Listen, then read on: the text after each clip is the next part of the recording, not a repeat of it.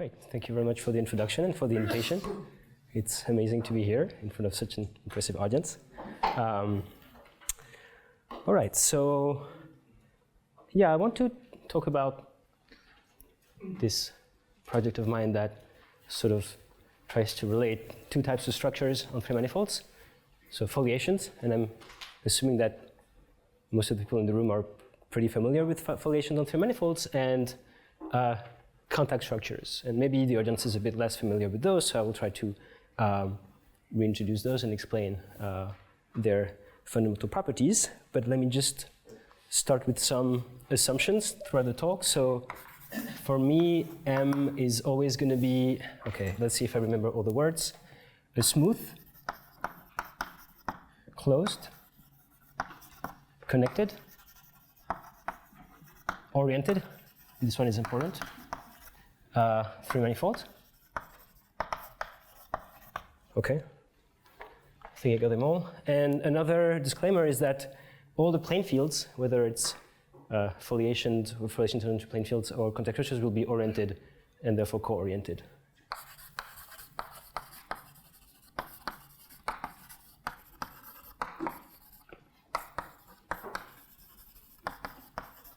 And this is also pretty important. I don't know anything about non-orientable plane fields. Don't ask me. Okay, and as I said, the goal is to relate two types of structures that we can put on a three manifold, and so those are relate foliations and contact structures. And also to present a construction of foliations, and in particular, in some cases, Taut foliations. And describe the construction. I don't know if I will have it in the space. Construction of Taut foliation from suitable contact structures, actually suitable pairs of contact structures. Pairs of contact structures. Okay, and please interrupt me if you have questions or if you can't read what I'm writing, or if I write nonsense or say nonsense. I am still jet lagged and a bit tired right now, so it might happen. All right, so I'll draw a line here, and so on this side of the board, I want to present certain things I know about foliations. And on this side, it's going to be about contact structures. So let's have a little survey. Who is familiar with foliations on three manifolds? Raise your hand. Okay, who's familiar with contact structures? Raise your hand. Okay, I think they're more foliations people. But okay, so what is a foliation in a three manifold? Then maybe an informal way of saying it's a collection of surfaces, pairwise non-intersecting surfaces, which is locally trivial, meaning that locally it looks like a stack of discs or a stack of pancakes.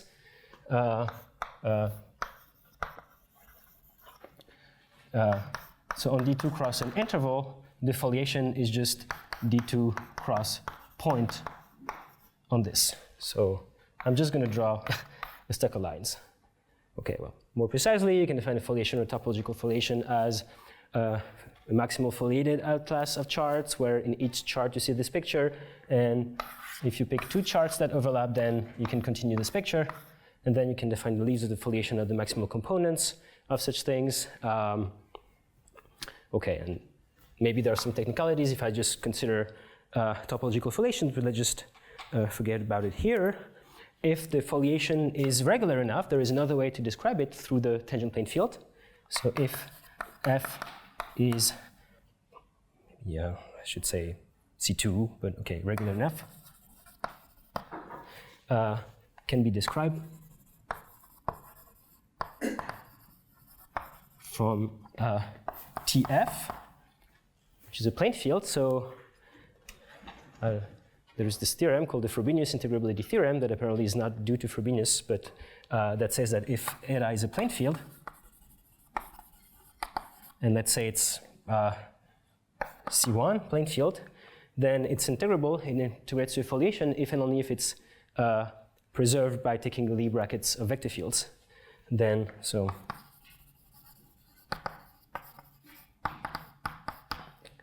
for every x and y local vector fields near a point, which are tangent to this plane field eta, then the bracket x bracket y is still in eta. And because I'm more of a contact and symplectic topologist, I prefer differential forms.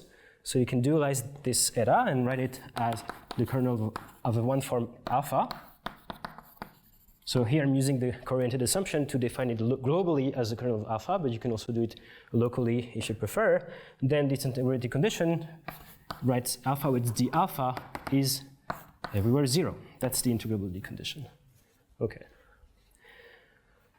All right, but then I should also write a little careful note, which unfortunately will be important later, which are, C0 foliation, C1 foliation, C2 foliations. Those are different notions. So C1 foliation is different than C2 foliation, which is different than even a topological foliation. And the regularity really matters and is very often a very tricky type of issue. And also notice that this condition is pretty rigid. It's an integrability condition. You need something to be equal to 0. If I perturb alpha a little bit, it's really hard to keep this constraint. So foliations are certainly quite rigid as plane fields, but contact structures are somehow the opposite. So what is a contact structure? By definition, it's Xi, a plane field, and always going to assume that my contact structure is smooth. Could assume C1, but and that satisfies a maximal non-integrability condition. Maximally non-integrable. One way to say it is that you cannot find surfaces tangent to it anywhere. And it's also possible to rephrase it in terms of this Lie bracket, but let's just directly go to one forms. Way to say it is that C is the kernel of alpha. Alpha is one form, and alpha with d alpha now is nowhere 0. And in 3D, it comes into two flavors. Either this quantity is positive everywhere with respect to the orientation of my manifold, or it's negative everywhere. And that defines positive and negative contact structures. There is also a local description, contact structures. And this is referred to as a Darboux theorem, which says that locally we can always pick coordinates so that alpha becomes dz plus or minus x dy on R3, or a new ball in R3 where x, y, z are the standard coordinates. If I put a plus, it's a positive one. If I put a minus, it's a negative one. So locally it looks like this. And the partial x is in the kernel of alpha here. It's tangent to it. We call it Legendrian. And you can see that what happens is that this plane field twists.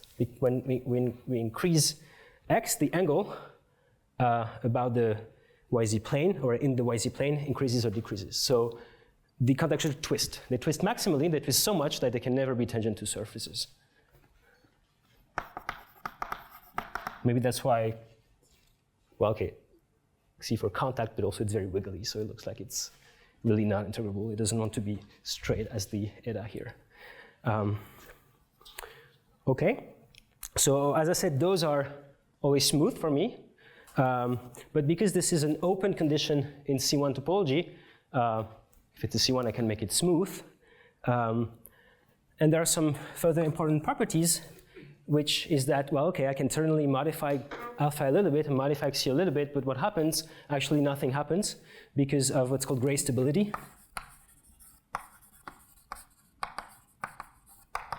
which says that if I have a path of contact structures, then this path is induced by an isotopy. So if Xi sub t, t in 0, 1, is a path of contact structure, then actually there exists an isotopy, phi sub t, and so an isotopy of M, such that C of t is just the pullback or the push forward of C0. Okay. So that's pretty striking. Yeah, M is closed. It's smooth, closed, connected, oriented through manifold. But of course, this holds in much greater generality. Okay, so let's summarize this a little bit. Here is the, let's say, the integrability spectrum.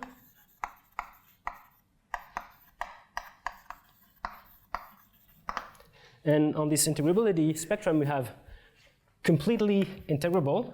So this direction is very integrable. And this one is very not integrable. And so here we have foliations. And here we have contact structures. And in between there is something that was defined by Eliashberg and Thurston. They call it confoliation because it mixes contact and foliation.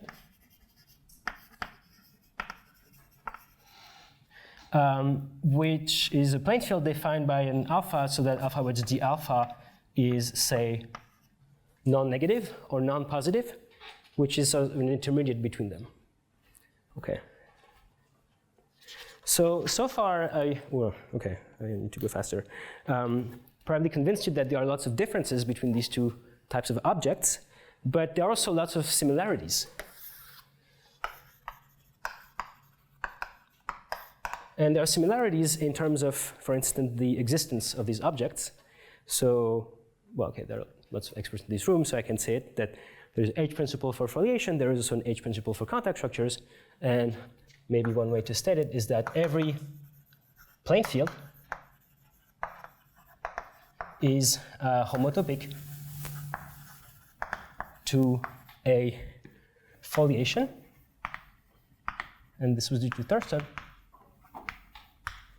and a contact structure. And this was due to Eliashberg. So that's great, but there's a caveat, which is that if you want such flexibility, you better consider flexible foliations or contact structures, meaning that these foliations or contact structures that you get are typically not very interesting geometrically. So typically get let's go foliation with Reb components.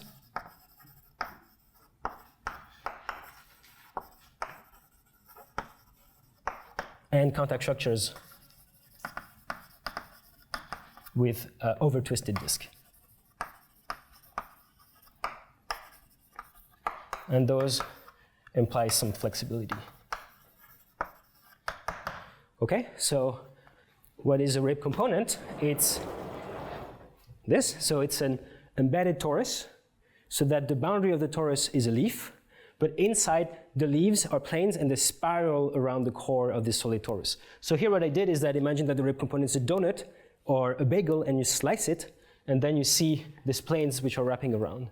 And an over-twisted disk is a disk, an embedded disk, so that the contact structure is tangent to the boundary of the disk and to some point in the interior, and away from those points, the contact structure is transverse to the disk, and if you look at the intersection, it generates some flow lines that look like this, that twist when you go closer to the boundary. So those are objects that if you see these embedded objects in your foliation or in your contact structure, the foliation or the contact structure is flexible, and in some sense we lose. We don't see anything interesting, so that definitely, so that motivates the study of what about Rebless foliation, but also maybe it's strengthening Taut foliations. And what about tight contact structure? So those are the contact structures without these over-twisted disks. And okay, I should define a Taut foliation. There is a billion equivalent definitions, but maybe let me give the easiest one. Through every point, there's the loop, closed loop, which is transverse to the foliation everywhere. You could say through every leaf if you prefer, or you could say, well, the various different things are not totally equivalent, but okay, that's my definition. All right, so those are more geometric types of structures. And so when do they exist? Do they always exist? Not always. For instance, S3 does not have ribless or Taut foliations. There are three manifolds with attack contact structures. It's a bit harder to construct. But what is known is that if B1 of M is positive, then there exists a Taut foliation on M, and this was obtained some time ago by Dave Gabai, who's right here. And there also exists a tight, actually positive and negative contact structure. And this was, well, this uses the work of Gabai and also work of Eliashberg and Thurston. I'm just going to write E and T. In the book, well, they prove a theorem in this confoliation book. This is where this term was coined, and I'm going to say more about this later. So that sort of leaves the question, what happens when B1 is 0? Okay, I have to do the boards one by one. Here, irreducible. Okay.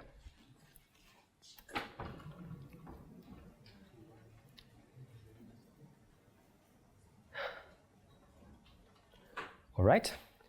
Oh, now it gets a bit dangerous. So what about B1 equals 0, aka rational homology spheres? Well, this is actually the topic of a conjecture called the L-space conjecture.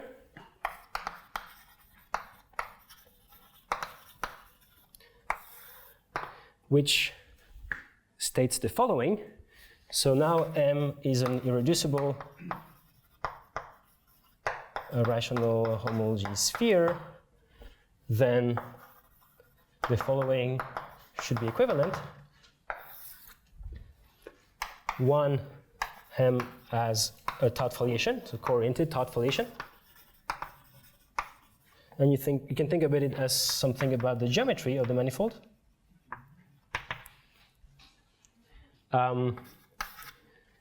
A second item is that M is not a Hegel-Floer L space.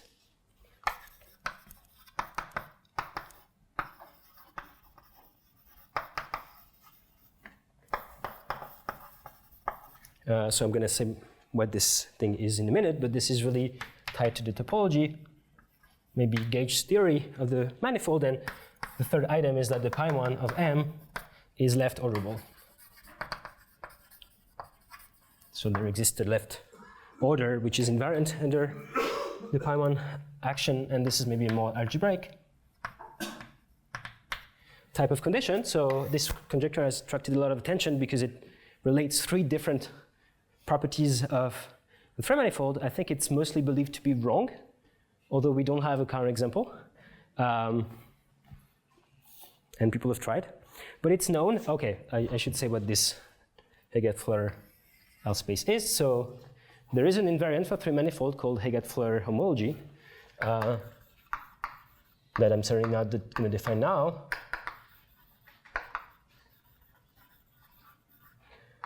And okay, the reverse version, let's say there is an HF at of M, and that's a finally generated vector space over Z mod 2. And for rational homology spheres, so that was defined by Oshvat and Szabo,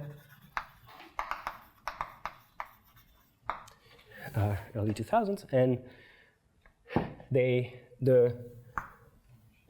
so that's the invariant, and they showed that the rank of HF hat is always bigger than the cardinality of the first Lessieu homology group, and it's an L space if there is an equality here.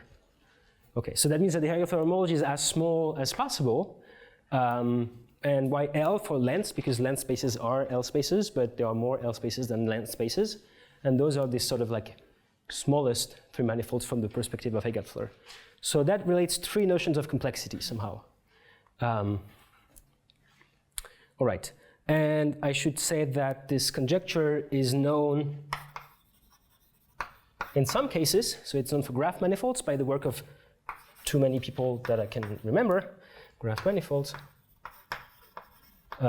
It's known for the Hegel genus 2 by the work of Taut. It's known for various surgeries on knots and links in S3. For instance, you can see the work of Roberts, of C.D. Krishna, of Diego Santoro, and others. And actually, there is one direction which is always known, which is that 1 implies 2, and that's due to Oshvat and Szabo. And that uses this Liège-Bourg-Thurston theorem that I have yet to work on the board. So that goes through some contact topology. So, all right. And okay, why is obtaining one from the other items difficult? Well, it's hard to construct Taut foliations. There are some constructions, maybe from dynamics, from suitable types of flows, from what's called Brent surfaces, but those constructions typically have limitations, and that's sort of why we have a hard time constructing these Taut foliations. But what I want to convince you of is that there is another viewpoint to constructing foliations, and that can be achieved through contact structures. And so my goal somehow is to find a way to mass produce Taut foliations from suitable contact data. And also contact topology is more closely related to Hegel-Floer homology and gauge theory, so maybe that's a more optimistic way of going from 2 to 1. Okay, that's the end of my introduction, and I'm really going very slowly. So are there any questions so far? Okay. So is there a contact statement that should be added on to this null space injection? Yes, I will. So I have a way to phrase Taut foliations purely in terms of contact structures. That's sort of my punchline, yeah. Okay, but before giving you the statement, I need to talk a bit more about other things. So you're saying you'll factor the error from 1 to 2 via? Yes. Oh, yeah. My goal is to go from 2 to some contact statement that implies 1. Yeah. And the contact viewpoint is going to be somewhat more flexible, maybe more manageable in some circumstances. Okay. Anyway, so my first part is from foliations to contact structures and back. So that's a pattern that is pretty famous in symplectic geometry, from something to something else and back. And the first step is to go from a foliation F to a contact structure C. So here the statement is due to Liège-Bourg and Thurston in 98 in this confoliation book, and they prove the following. So F is, as before, co-oriented, a C2 foliation, and it's also spherical, has no spherical leaves, which means that it's not the foliation S1 cross S2 cross point on S1 cross S2. S2 cross point on S2 cross S1. Then you can look at the tangent plane field, and this one can be approximated in C0 by, bless you, positive and negative contact structures. So they produced contact structures from foliation by approximating, and there is a moreover, which is quite interesting. If F is taut, then the contact approximation are tight. Actually, weakly symplectically fillable, but that implies tight. So that's a way to produce tight contact structures from taut foliations. And since we know from the work of Dave that for B1 positive we have taut foliations, then we apply this and we have tight contact structures. So that's the way it goes. And all right, is the statement clear? Okay, I see people nodding, so it's probably all right. And this statement has been extended by various people, some of them in this room. Okay, I'm going to write here. To various situations. And well, one improvement is, okay, this is for C2 foliation. What about low regularities? And this has been extended for what's called C0 foliations. And I'll have to tell you what this is by the work of Jonathan Bowden and also the work of independently Kazes and Roberts. Okay, so what is this C0 foliation thing? It's a topological foliation. And the leaves are, say, C1 immersed, and they are tangent to a globally defined C0 plane field. Okay. That's the weakest notion for which this statement possibly makes sense. We need TF to be a continuous plane field, and we need this TF to integrate to some foliation. So that's the candidate, and actually it's not weaker than just a topological foliation in general, because Danny Caligari showed that if you have a topological foliation, co-oriented through manifold, then you can topologically isotope it to such a thing, and you can actually even get smoothly immersed leaves. So getting regularity in the leaf-wise direction is okay, but the problem is to get transverse regularity. And a priori, there is no way to increase the transverse regularity. There are actually statements telling you that you can't do that by anisotropy. So from now on, when I say foliation, really I mean C0 foliation. Maybe I should also mention the work of Collin, Vincent Collin, and also Jonathan. They proved this result where you replace taut by ribless. So ribless foliation approximates to tight contact structure.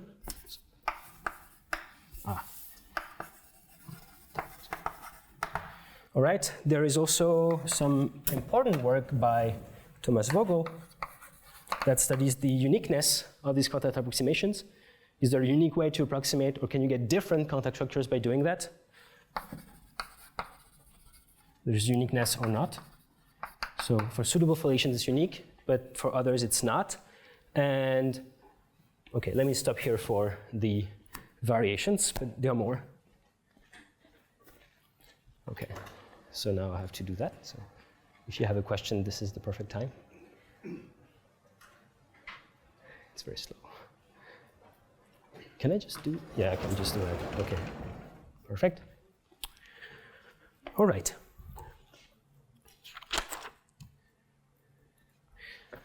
Okay, but now really my promise is to sort of go the other way. So, okay, but what do we start with if we want to go the other way? As I told you, S3 has tight contact structures but no taut foliation, so one contact structure is not enough. But it turns out that if we read this statement more carefully, we see that we get two contact structures. We get a positive and a negative, and they're actually in a nice position with respect to each other. So here is a definition, which is actually originally due to Vincent Collin and Sébastien Firmin. And this is a paper in French, and I don't think a lot of people have read it, but there are lots of great ideas in this paper. And so they define, so a contact pair is a pair of oppositely oriented contact structures. So where C minus is negative contact structure, and C plus is positive contact structure. Okay? And this pair C minus and C plus is positive. It's very unfortunate terminology. So the pair itself is positive or in positive position if whenever you find a point where they coincide, they have to coincide with the same orientation. Their orientation agree, and therefore their co-orientation have to be different because they are oppositely oriented contact structures. Okay. A more convenient way of phrasing this is to say that there is some vector field which is transverse to both of them. There is to Z, a vector field such that Z is positively transverse to C plus and C minus at the same time. Right. Of course, if you approximate a co-oriented foliation, you get that. So, Esrick and Thurston provides an amazing machine to go from foliations, except one, to positive contact pairs. And now the question is, can we go back? And the answer is yes, in some sense.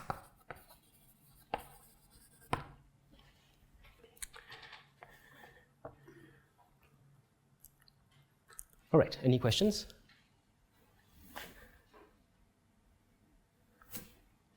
Okay, so now I can state the result that I want to talk about.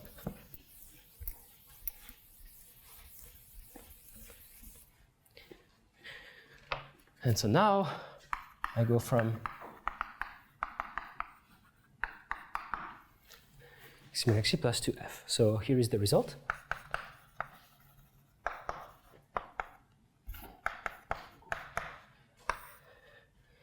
So C minus C plus is a positive contact pair on M, and I also gave myself Z, a transverse vector field, as here. Okay. I need some assumptions for my theorem to work. I mean, I don't know if they're necessary, but at least they're sufficient. So I assume that either at least one of C plus or minus is tight. In reality, I only care about the situation where both of them are tight, because if I start with two over-twisted contact structures, I mean, well, those are completely flexible. It's simply what someone would care about it. So at least I want one of them, maybe both of them, to be tight. But okay, if you don't want that, then maybe you can assume that they are transverse to each other everywhere. And if you care about Anosov dynamics, then this is related to what's called projectively or conformally Anosov dynamics. But this can also be weakened, actually. Weakened.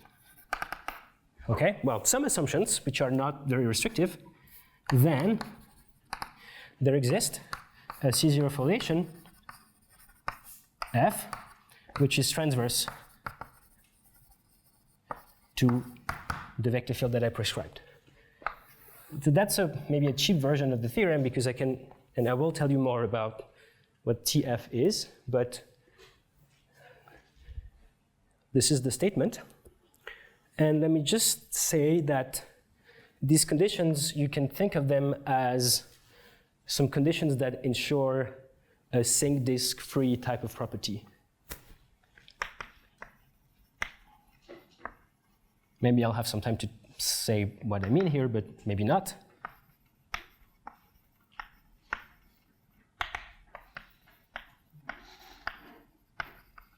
So sync disks appear in Brent surfaces, and they can be obstructions to obtaining laminations or foliations from Brent surfaces.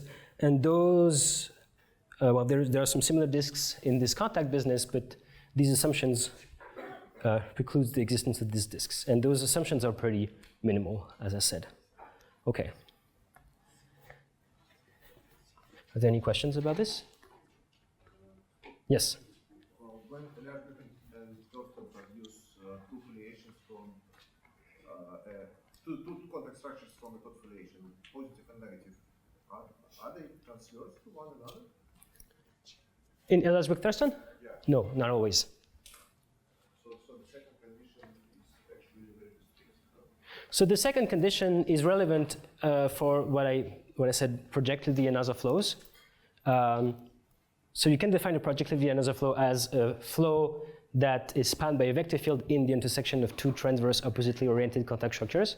But that's the same by the work of Mitsumatsu and also Ellsworth-Thurston as a flow that has some dominated splitting or some kind of hyperbolic dominated splitting.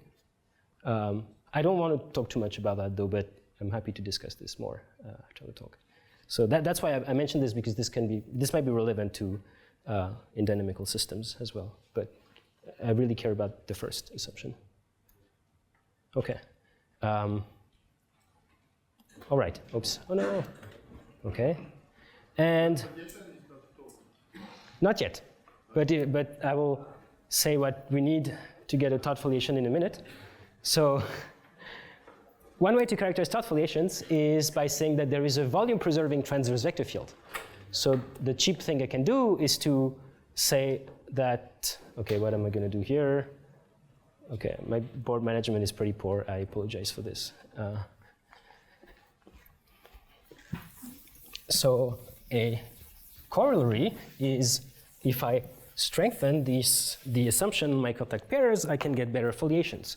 So corollary is that assume that Z in the theorem is volume preserving.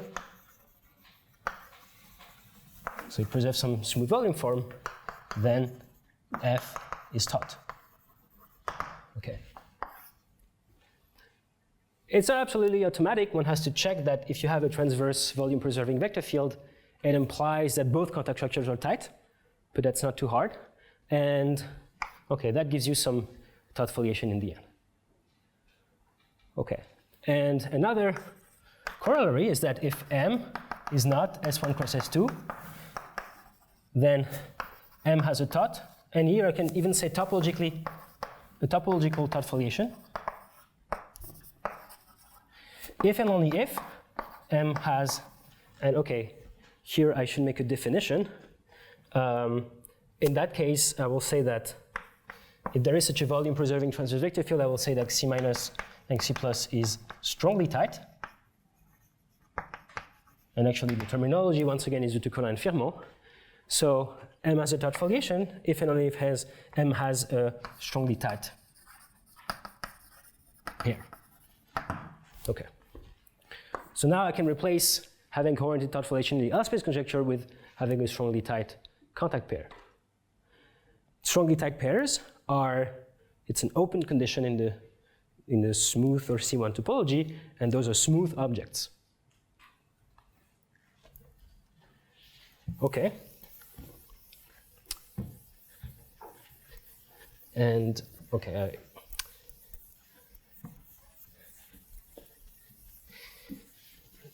unfortunately, this is still, it's not, it looks a bit geometrically, it looks a bit restrictive still, because we really need these two contact structures to be in a very specific geometric position with respect to each other. But okay, I have reasons to believe that they are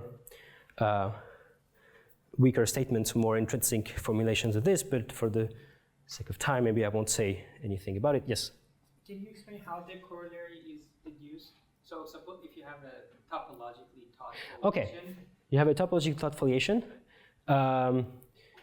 There are, well, you read a paper by Casas and Roberts that tells you that you can approximate this. Well, first you apply Caligari, I guess, and then it's still topologically Taut, but now you have a C0 foliation, and then you look at a paper by maybe Roberts, Casas, and also Colin, tells you that you can get an everywhere Taut C0 foliation, and then you apply the version of Ellsworth-Thurston proved by either Borden, Casas, Roberts, and that gives you this.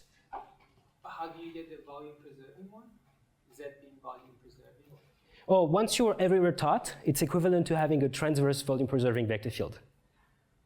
That's one of the many equivalent definitions of Taut. Or you can say there is a close to form positive in the leaves. That's just another one. Right, so correct. Yeah. Okay. All right, so I'm not going to talk about further directions, but I want to talk about some applications. And I'm going to talk about the cheapest applications that I could get. If you want further application, I should advertise the talk of Jonathan Zhang on Friday morning, where he's going to use some of this and some other ideas to produce Taut foliations in various, well, in a certain context. But, okay, so the first thing we can wish for is, because contact error is a bit more flexible, maybe that also gives us some flexibility for foliation. So now, I want to talk about, well, what we call transverse surgeries on Taut foliation. And the setup and the theorem won't have the word contact in them. So here's the setup. I have my free manifold as before, and I have F, a C0, Taut foliation on it. And also give myself a transverse knot, could also be a link, but for simplicity I'll just say a knot. Transverse to F. But the link case is exactly the same. And say that I also have a framing, meaning that I have a tubular neighborhood and coordinates in this tubular neighborhood that looks like D2 cross S1. And okay, well, 3D topologists, they love to create new three manifolds by doing surgeries on knots. So we might want to consider M sub k of S. So for S, a rational number, or maybe infinity, we want to do the S slope surgery along K, and we might ask, does this thing has a Taut foliation as well?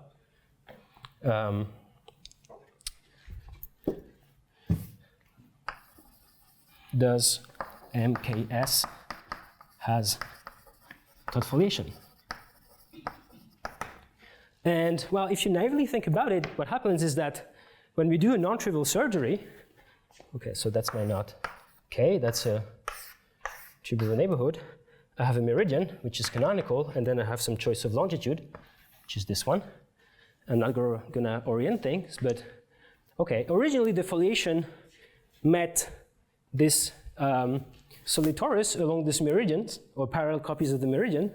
If I do a surgery, then from the viewpoint of the torus inside that I remove and glue back, the meridian is different. So if I do some non-trivial surgery, my meridian becomes some curve that does not close up anymore. So if we do the surgery and we try to complete the foliation inside of the solid torus, we get a line of singularities along the knot. It will spiral depending on the slope that depends on the slope that we get, so can't close it up naively. However, if you do the same operations for contact structures, then you have a little bit of leeway to do this operation and to do some surgery that gives you contact structures eventually. So the theorem is the following. So if, well, there exists some threshold that depends on everything here, such that if, oh, I should also say that this foliation is not S2 cross point on S2 cross S1. Okay, so there is a threshold so that if S is such that it's big enough, so the slope is measured with respect to longitude, so having a large slope means that the meridian is sent to a curve that is very close to the meridian, then MKS has a Taut foliation, which is transverse to the duo of K, which is the core of the new solid torus.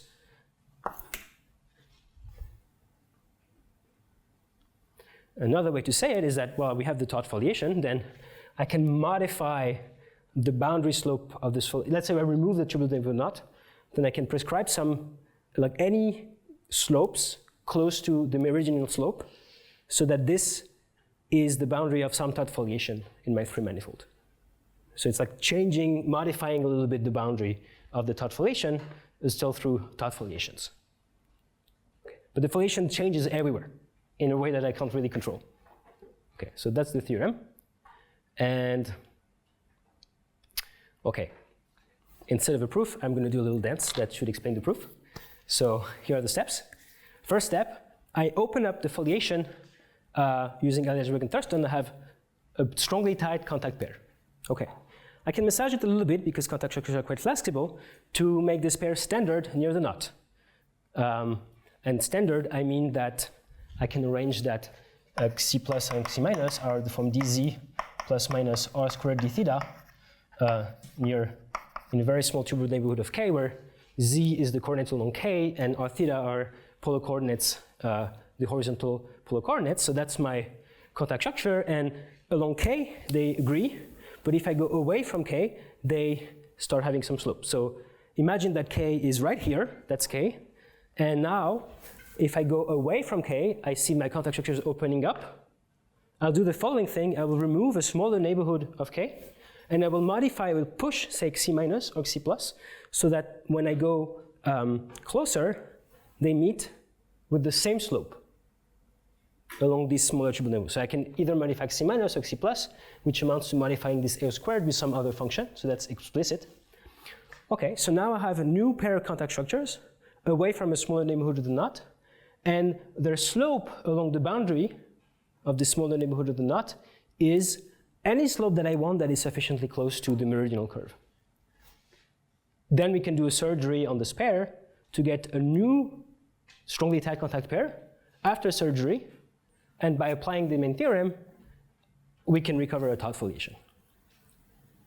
So from the viewpoint of contact structures, it's a purely local manipulation near the knot. Of course, both Eliersburg-Thurston and the reconstruction theorem are not local, they are global. But now the proof becomes local somehow, and super easy. You just write things in coordinates, which, I don't know, is as concrete as can be. All right. And this actually gives a new proof of something that was obtained by Roberts and Lee.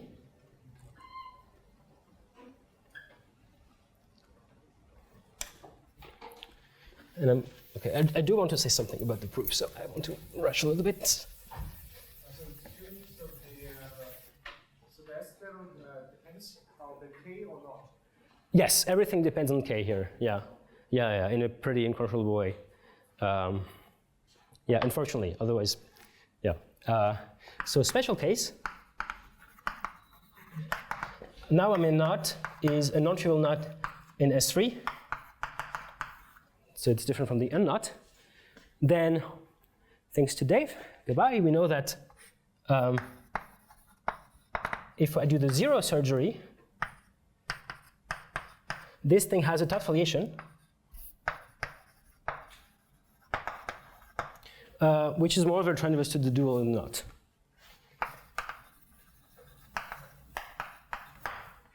Great. But now we can ask, okay, here is 0, but what if I take some little epsilon? What happens if I take a little epsilon? And so corollary of this theorem is, and actually, so that was known by Roberts and Lee, is that there exists some epsilon that depend on k, such that for every s in minus epsilon epsilon, sk3 s has a Taut foliation transverse to the dual of the knot. And the proof of this from this theorem is just saying that a small slope surgery can be decomposed as a zero slope surgery followed by a large slope surgery. That's the proof. The proof of Roberts and Lee goes through the whole switched hierarchy business, and I don't understand the proof. It's very technical, but this one is very low tech. Actually, this proves that the space of slopes is open. The collection of slopes is open in Q. Well, you can also define this over R if you look at it through the complement of the knot, and that's an open set. Question, is it connected? Is it an interval? What are the bounds? Oh well. Okay, and that I don't know. So I'm being told that I have 5 minutes, so I will try to squeeze the proof in 5 minutes. Or maybe I'll just say the idea of the sketch of the proof, or the concept of the sketch of the proof, some would say.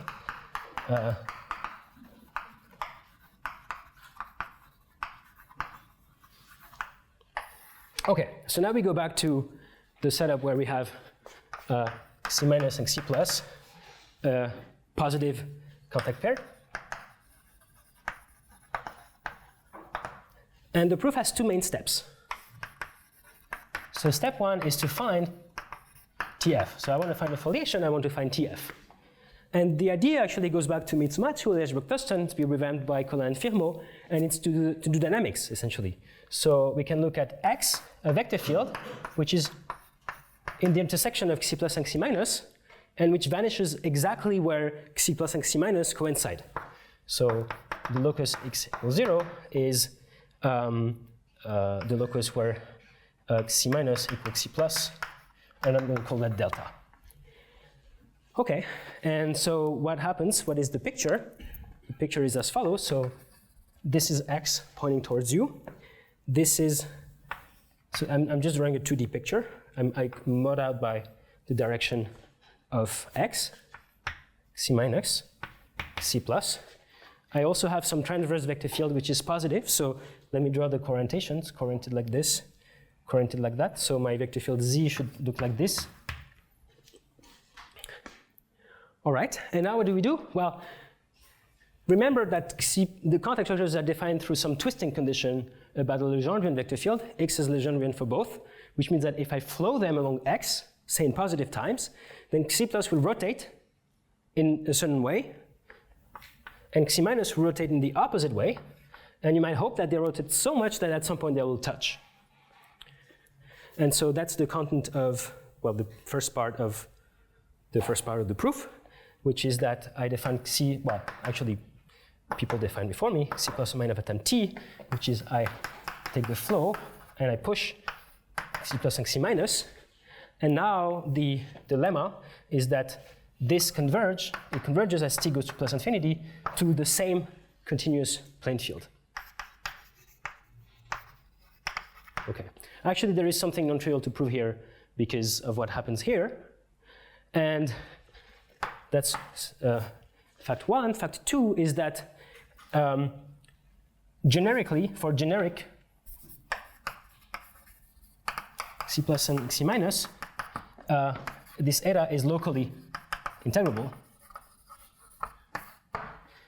And to do that, well, okay, I have some picture. I won't be able to explain it. So that's a local picture near delta. So the vector field vanishes but has generically different behaviors. Some points look like sources, branches of sources. Some points look like branches of saddles. And then these two things can meet in a quadratic point. So, well, okay, the content is to show that local integrability holds at these points. It's easier to show that it holds away from delta. Okay, but now here is the big caveat, which is that it's not integrable in general.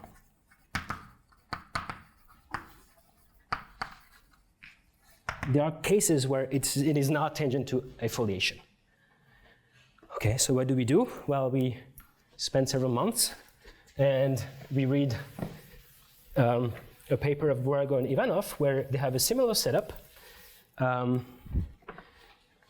So now step two is to find what's called a branching foliation tangent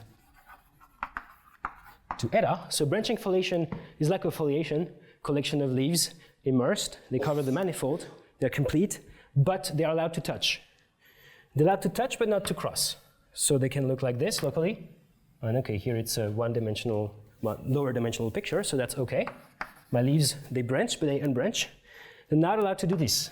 They're not allowed to cross topologically each other. Okay.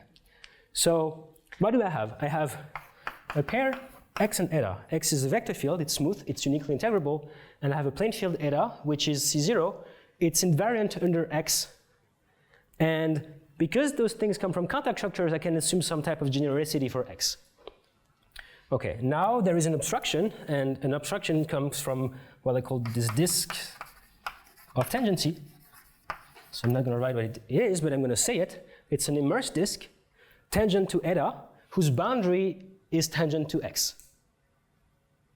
Okay, those look like sync disks in the branch surface theory, and the result is Okay, theorem building on the work of Burago and Ivanov.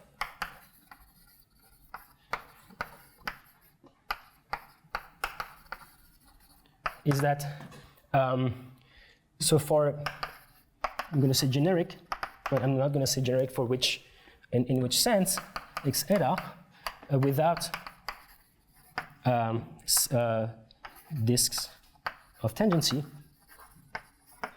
there exists a branching foliation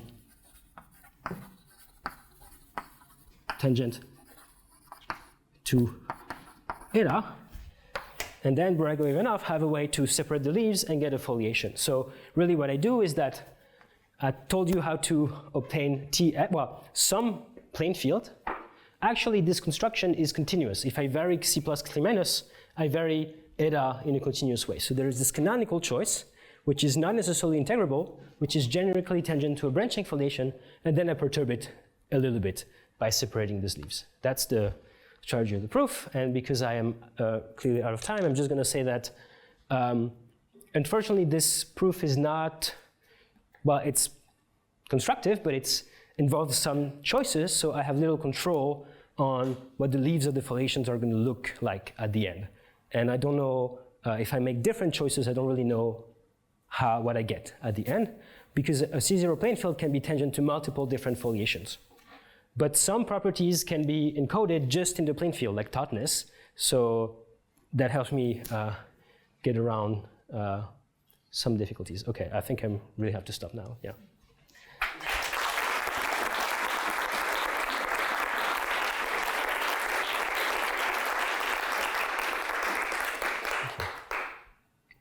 Thank you very much. Questions for Thomas? Yes. Do you have applications or expect applications to web dynamics?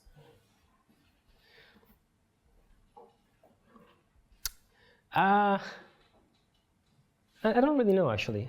Because I mean, this is Yeah. like a vector fit for both.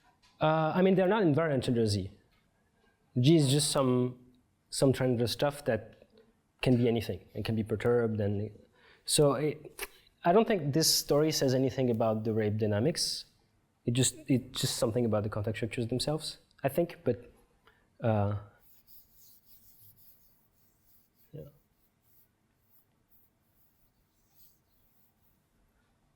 Other questions? Oh. Yes, Shay. Yeah. Yes, in the sense to go from contact structures and from configuration, you have the theorem of Tatnai. You say that Yeah. every contact structure Yeah. from variation. Yes, you're right. I wanted to say that, but I didn't have time. So indeed, Nairo showed that any contact structure is a smooth deformation of a smooth foliation, meaning that you have a one-parameter family of stuff, which are contact structures all the time, except at time 1, where it is a smooth foliation. But to do that, you have to throw in a lot of rib components in the foliation. So indeed, what he does is he starts from an open book decomposition, and then he modifies the binding by adding suitable rib components there. So yeah, as you said, from one contact structure, you can build some foliation, but typically it has rib components. And you cannot hope to start from, say, a tight contact structure and get a ribless foliation out of it because of S3. Yes.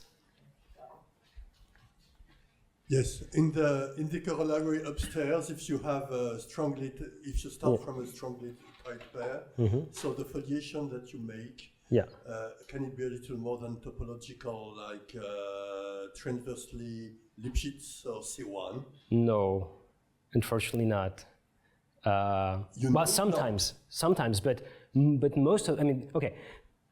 So there is a example, I don't remember the number in the convolution book, where Erdős with Thurston build a bicontact structure, so C minus and C plus are transverse, and the corresponding plane field eta actually has some branching, and so it's not even Lipschitz. It's Hölder for some Hölder regularity that I don't really know how to find, but a priori it's not Lipschitz. Except in some very restrictive cases, like, you know, if you get some Anazov flow or something a little bit weaker than Anazov in between, then dynamics help you get some unique integrability and usually a bit more regularity. but a priori there is no hope to get something more regular than that. Yeah. Yes. Can you say something about the pseudonymous of flows? I don't know with the pseudo, but well, what do you exactly mean by that? So pseudonymous of flows are. Yeah. So I think. So. Outside of the some link. Yeah.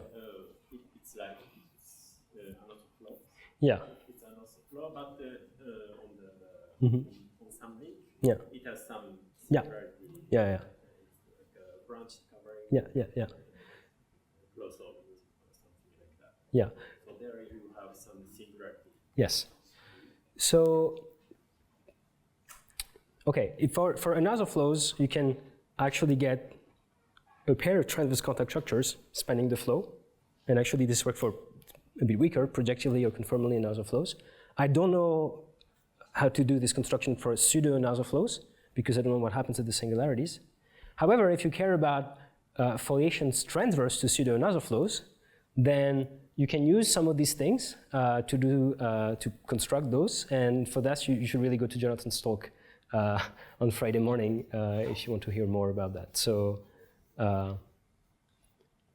yeah, that's. Okay, so if there are no more questions, let's thank Thomas again. Okay.